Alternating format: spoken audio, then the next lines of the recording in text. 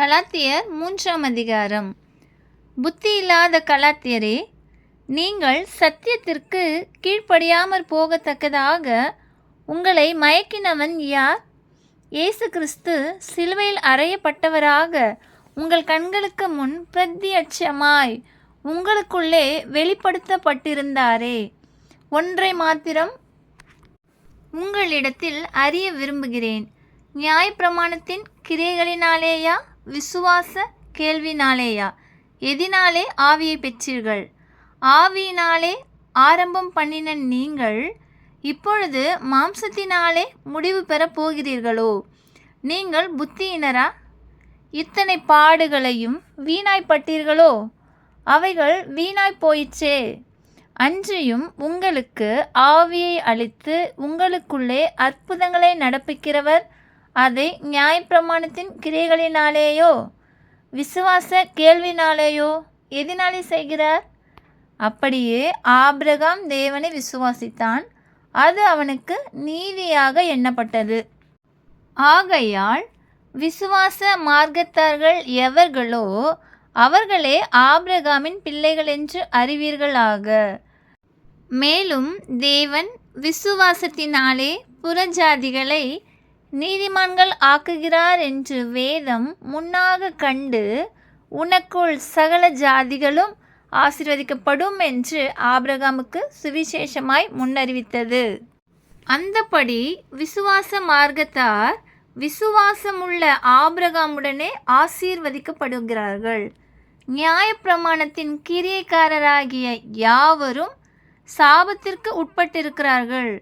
நியாயப்பிரமாண புஸ்தகத்தில் எழுதப்பட்டவைகளை எல்லாம் செய்யத்தக்கதாக அவைகளில் நிலைத்திராதவன் எவனோ அவன் சபிக்கப்பட்டவன் என்று எழுதியிருக்கிறதே. நியாயப்பிரமாணத்தினாலே ஒருவனும் தேவனிடத்தில் நீதிமான் ஆகிறதில்லை என்பது வெளியரங்கமாயிருக்கிறது. ஏனெனில் விசுவாசத்தினாலே நீதிமான் பிழைப்பான் என்று எழுதியிருக்கிறதே.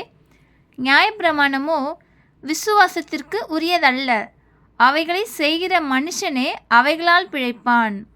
மரத்திலே தூக்கப்பட்ட எவனும் சபிக்கப்பட்டவன் என்று எழுதியிருக்கிறபடி கிறிஸ்து நமக்காக சாபமாகி நியாயப்பிரமாணத்தின் சாபத்திற்கு நம்மை நீங்களாக்கி மீட்டுக்கொண்டார்.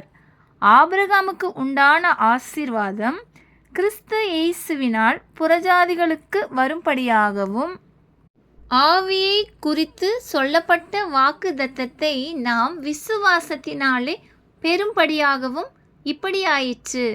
சகோதரரே, மனுஷர் முறைமையின்படி சொல்லுகிறேன், மனுஷர்களுக்குள்ளே உறுதி பண்ணப்பட்ட உடன்படிக்கையை ஒருவனும் தள்ளுகிறதும் இல்லை, அதனோடே ஒன்றையும் கூட்டுகிறதும் இல்லை.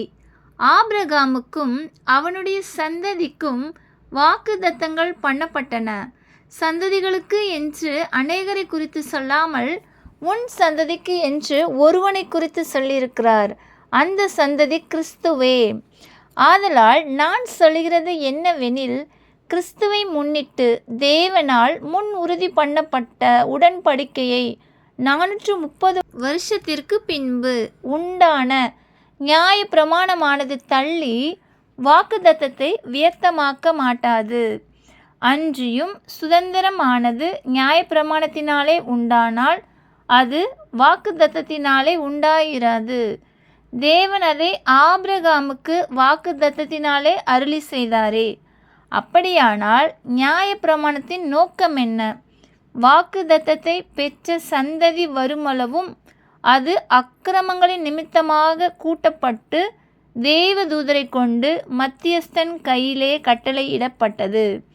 மத்தியஸ்தன் ஒருவனுக்குரியவன் அல்ல, தேவனோ ஒருவர்.